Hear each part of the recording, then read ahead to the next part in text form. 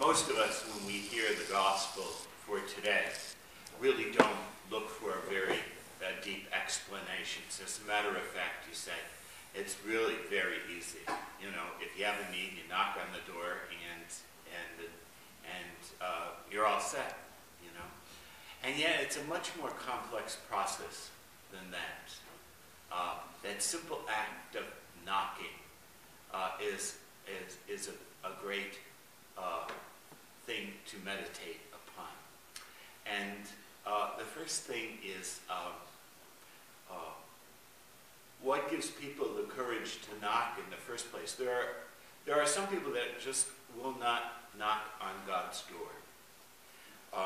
First of all, there are people who feel they are unworthy to knock on God's door because of the life that they've led, or they'll say, I haven't been to church that frequently, or I've goofed off in my Christian life, you know. So what right have I got to knock on the door and ask God anything? So sometimes they are deterred from that very simple act by knocking on the door. Other people would say, God should already know, I shouldn't even have to ask. They kind of play this little trick, you know. God knows everything you should know, and you should already be doing what's right. There are all kinds of reasons why people are not always ready to ask. Sometimes they're not really ready to have their prayer answered. I mean, that sounds strange, doesn't it? But they really are, they're not quite sure that they want God to take away whatever it is that they're seeking His help with. So they're uncertain, and they've got their hand like this, but they're going, well, maybe not. Maybe not, you know. And you'll meet people like that. There's a story about a woman who went to see her parish priest, and she knocked on the door, and the priest welcomed her in, and she sat down, and she said, Father, I want you to pray.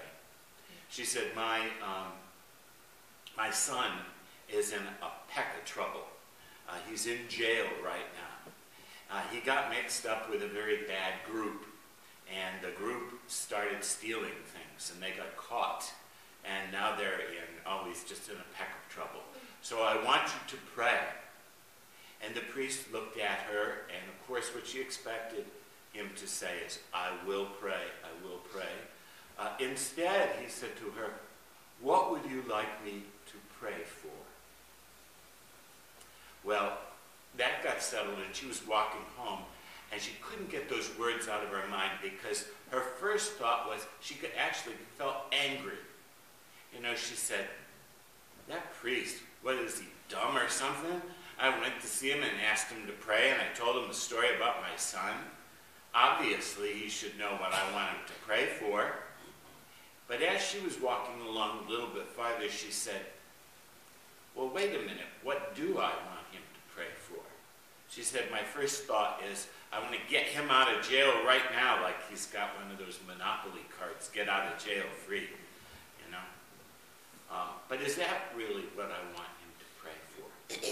Would I prefer to have him pray that nothing serious happens to him while he's in jail, but that he has a good time to stop and think? Would I ask him to pray first and foremost that my son's faith, because my son obviously has turned away from the Lord, would I first and foremost want him to pray that my son be converted in his heart and in his soul? So that very question was of great insight to her. That she had gone to the priest to beg him to pray for her son, but she didn't know exactly what it was that she was praying for. And I guess that's one of the things that I wanted to say. This is a very beautiful passage, especially during Lent. And what it says to me is that the very act of asking God for something can be a tremendous source of meditation for us as we clarify in our own mind what exactly is it that we would like God to do for us. Would we want God necessarily to do the first thing that we have in mind if in fact maybe that's the last thing that we need? Maybe we would better ask for something else. You know, if we are suffering from some disease that just got diagnosed, and we run off and we ask for prayers to be healed, is that necessarily what's best for me, to be immediately healed? Or to grow in grace through whatever sufferings it is? Or just to be open to whatever God's will is? And to be hoping that whatever happens, it will be a source of grace. And so the very act of knocking, which seems like something very simple. We knock, we make our request. But if we really take it seriously, it's a time to meditate upon just exactly what am I asking for? What am I asking God to do for me?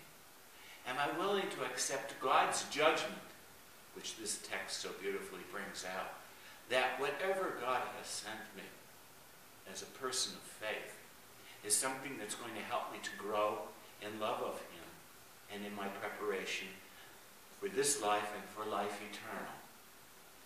And it is a very complex interaction with God when we dare to raise our hand and knock on the door and ask him for something. And so we pray today, Lord, as I raise my hand to knock on your door, help me to consider carefully what it is that I'm asking for, and to ask myself if I have the faith to accept whatever it is that is your good fatherly gift for me at this moment.